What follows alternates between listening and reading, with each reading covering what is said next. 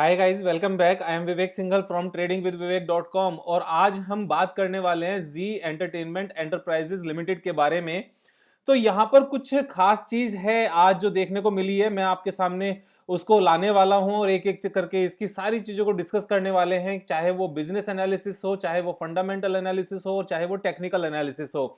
आपको पता है कि एवरीडे 5 o'clock हमारी एक वीडियो आती है जिसमें हम अपने ट्रेडिंग और इन्वेस्टमेंट स्किल्स को पॉलिश करने के लिए चीजों को समझते हैं। तो ये एक एजुकेशनल वीडियो है, ये कोई बाय या सेल की किसी भी तरह की कोई रिकमेंडेशन नहीं है। तो कोई भी डिसीजन लेने से पहले अपने आप से ड्यू डिलिजेंस कर लें, अपने इन्वेस्टमेंट एडवाइजर से जरूर राय ले लें। और दूसरा, अगर आपने सब्सक्राइब नहीं किया है चैनल को तो इसको सब्सक्राइब कर लें, क्योंकि डेली बेसिस पर जो 5 o'clock एक वीडियो आती है उससे बहुत सारी लर्निंग होती है। तो आज की जो वीडियो है वो जी एंटरटेनमेंट एंटरप्राइजेस पर है।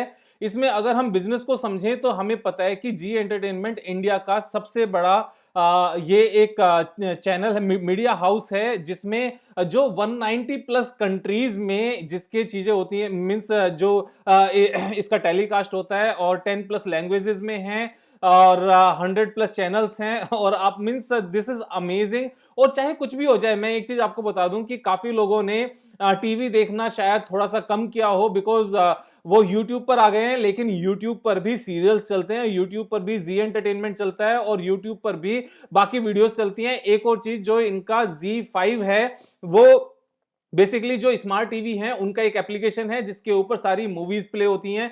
तो ये एक अच्छा खासा सिस्टम है जहां पर सारी ही चीजें हैं। और देखो, म्यूजिक भी यहां पर मिलता है, लाइव एंटरटेनमेंट भी मिलता है, डिजिटल एंटरटेनमेंट भी मिलता है। और ये चीजें चलती रहेंगी। तो एक कंटेंट मेकर भी हैं और कंटेंट का जो जो ये टेलीकास्ट भी करते हैं। तो ये एक, और हिंदी, इंग्लिश और जितनी भी मराठी और गुजराती जितनी भी लैंग्वेजेस हैं सब में ये हैं। एक्चुअल में तो बिजनेस तो यहां से ग्रोइंग वाला ही है, क्योंकि एडवर्टीजमेंट करने के लिए मीडिया का ही एक प्लेटफॉर्म होता है। अब मीडिया पहले सिर्फ टीवी पर होती थी या फिर आपका ऑफलाइन होता था जो कि प्रिंट मीडिया होती थी। तो वहां से निकलकर प्रिंट मीडिया से जो सबसे ज्यादा फोकस है वो डिजिटल मीडिया की तरफ जा रहा है। तो डिजिटल मीडिया में यूट्यूब है या फिर वो फेसबुक है, सब जगह जी एंटरटेनमेंट आपको वहां भी नजर आता है। तो इनको कोई फर्क नहीं पड़ा कि हम लोग टीवी से मूव करके अगर यूट्यूब पर गए हैं, फेसबुक पर गए हैं, तो ये चीज अभी भी चल रही है, इनका बिजनेस अभी भी रन कर रहा है। तो अगर हम इसमें आगे चल के फाइनेंशियल्स की बात करें तो फाइनेंशियल्स में ये 20,000 करोड़ की कंपनी है।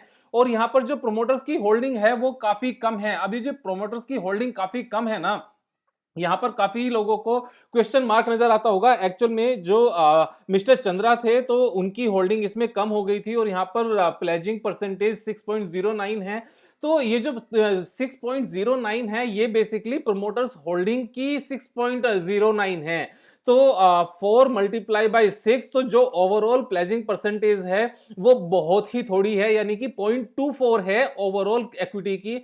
और डेट टू इक्विटी रेशियो यहां पर सिर्फ 4% है, विच इज अमेजिंग। और जो बुक वैल्यू है, बुक वैल्यू इसकी हाफ है।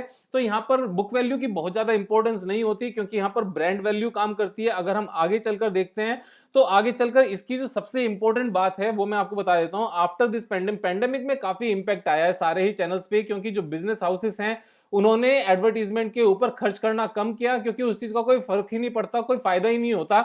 लेकिन अभी जब पैंडेमिक खत्म हो गया है तो सबको अपनी सेल्स को पुश करने के लिए एडवर्टीजमेंट की जरूरत है। तो उन्होंने दिसंबर मंथ में, आप अगर देखोगे, जो रेवेन्यू है वो 2700 करोड़ की आई है। इन कंपेयर, मतलब उससे पहले इतनी कभी रेवेन्यू थी ही नहीं। और अगर हम ऑपरेटिंग प्रॉफिट की बात करें तो 632 करोड़ का यहां पर ऑपरेटिंग प्रॉफिट है। और अगर आप देखोगे तो मार्च क्वार्टर में इनके ऊपर सबसे ज्यादा इंपैक्ट आया था ऑपरेटिंग प्रॉफिट पर, और उसके बाद में यहां पर चीजें ठीक हुई तो जो माइनस था वो प्लस में हुआ। फिर लास्ट क्वार्टर में और अच्छा हुआ और करंट क्वार्टर में 632 करोड़ का आया है। और अगर नेट प्रॉफिट की बात करें तो 400 करोड़ का नेट प्रॉफिट है, जो कि आपके जो पहले जो पीक था उसके आसपास का नेट प्रॉफिट आना शुरू हो गया है। तो मैं यहां पर यह मानकर चलता हूं कि अगर अगले 4 क्वार्टर में 400 करोड़ का ही आता है तो 1600 करोड़ का 12 महीने का नेट प्रॉफिट बैठता है। और 1600 करोड़ के हिसाब से 12 महीने का अगर नेट प्रॉफिट बैठता है तो ये 12 के पी पर आता है। यानी कि अगर मार्केट कैपिटलाइजेशन को 20,000 को हम 1600 से डिवाइड करें तो पी रेशियो आता है 12 का। और उसके बाद में ये वापस से फिर ग्रो करेगा। ग्रो क्यों करेगा मैं आपको बता देता हूं क्योंकि ये ग्रोइंग बिजनेस है। आप अगर 10 साल पहले की फिगर्स देखोगे तो 2177 करोड़ की इनकी सेल्स थी, और अभी हम क्या एक्सपेक्ट कर रहे हैं, मतलब आप यहां से देख सकते हो कि जो इनकी सेल्स थी 2009 में, 2017 में इनका उतना नेट प्रॉफिट था। अगर नेट प्रॉफिट में यहां पर अदर इनकम भी आ जाती है तो उसको हम छोड़ देते हैं, अगर हम नॉर्मल बिजनेस भी देखें तो आप यहां पर देखो कि ये 800 करोड़ का इनका 900 करोड़ का नेट प्रॉफिट था। तो ये एक ग्रोइंग बिजनेस है। सेल्स हमारी 2100 करोड़ से इंक्रीज होते होते यहां पर 8000 करोड़ तक पहुंच गई है। नेट प्रॉफिट भी हमारा 500 करोड़ से इंक्रीज होते होते 1500 2000 करोड़ तक पहुंचा था।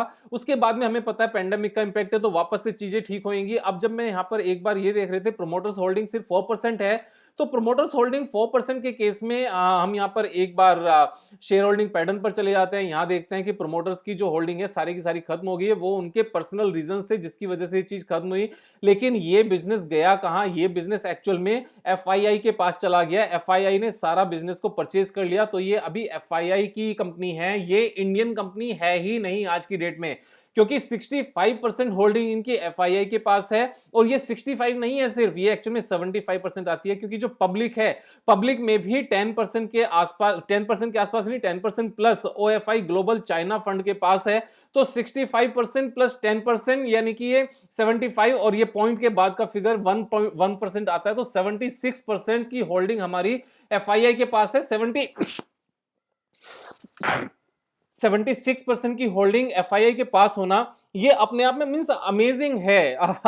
तो पब्लिक के पास कितना है, सिर्फ 8% है। तो यहां पर ये सारी चीजें अच्छी हैं। और अगर हम यहां पर जब ये इतनी अच्छी ग्रोइंग फिगर्स यहां पर आ रही है ना, तो करंट में जो प्राइस चल रहा है उसका ऊपर जाना बिल्कुल स्वाभाविक है। और मैं यहां पर सिर्फ एक ही चीज कहता हूं कि जो प्री पैंडेमिक के लेवल्स थे, अगर वहां तक भी ये चला जाए तो यहां पर बहुत अच्छी इनकम है। जो प्री पैंडेमिक का लेवल था वो 363 था, और अगर आज की डेट में हम बात करें तो 211 पर ये ट्रेड कर रहा है। तो यहां से अगर हम इसको लेकर चलते हैं 363 तक, तो ये हमारा 71% का गेन आता है। तो सिंगल शॉट में 71% का गेन अगर एक साल भी लग जाए तो ये एक अमेजिंग फिगर है। मैं तो कहता हूं अगर 2 साल भी लग गए तो भी आपकी 35% का एवरेज आ गया, और 30% का आपका सीएजीआर आ गया। तो 30% का सीएजीआर जब मैंने एक दो वीडियो बनाता हूं ना कि 34%, 35% या 40% का सीएजीआर आराम से निकलता है, इवन 50 का भी निकलता है। तो काफी लोग कमेंट में लिखते हैं कि ये भाई इतना पैसा कहीं नहीं बनता। इतना पैसा इसलिए नहीं बनता क्योंकि खरीदने के बाद में पेशेंस किसी के पास नहीं होता। बिलीव मी, बहुत सारे लोग हैं जो विप्रो का एग्जांपल डेली बेसिस पर मुझे देते हैं कि इतना बोनस देता है, इतना स्प्लिट करता है। 40 साल किसी ने रखा होता, 40 दिन रखने की हमें पेशेंस नहीं होती, और 40 साल के एग्जांपल देते हैं। मतलब जो बंदा 40 साल के एग्जांपल देता है ना कि अगर इतना रखा होता तो क्या होता, उनको एग्जांपल सीरियसली इस एग्जांपल से कुछ सीखने की जरूरत है। और वो सीखना क्या है कि खरीदने के बाद थोड़ा सा पेशेंस होना चाहिए, उसको कुछ टाइम दिया जाना चाहिए। तो यहां पर अगर 71% कमाने की बात है और 35% का एवरेज रिटर्न लेना है तो 2 साल के लिए होल्ड करने की जरूरत है। और मुझे नहीं लगता कि इसमें 2 साल लगेंगे। जिस तरह के रिजल्ट्स और पैंडेमिक का इंपैक्ट खत्म हो रहा है, मेरे हिसाब से ये 1 साल में हो जाएगा। बाकी देखो टाइम की बात होती है क्या होता है, लेकिन यहां पर चीजें सस्ती अवेलेबल हैं और हमें यहां पर फोकस करके आगे बढ़ना चाहिए, अपने हिसाब से आगे लेकर चलना। सब्सक्राइब करना मत भूलना, और दोस्तों के साथ भी सब्सक्राइब करना, क्योंकि अकेले मजे करने में कुछ खास नहीं रखा, तो दोस्तों के साथ मजे करना। Thank you so much, have a nice day.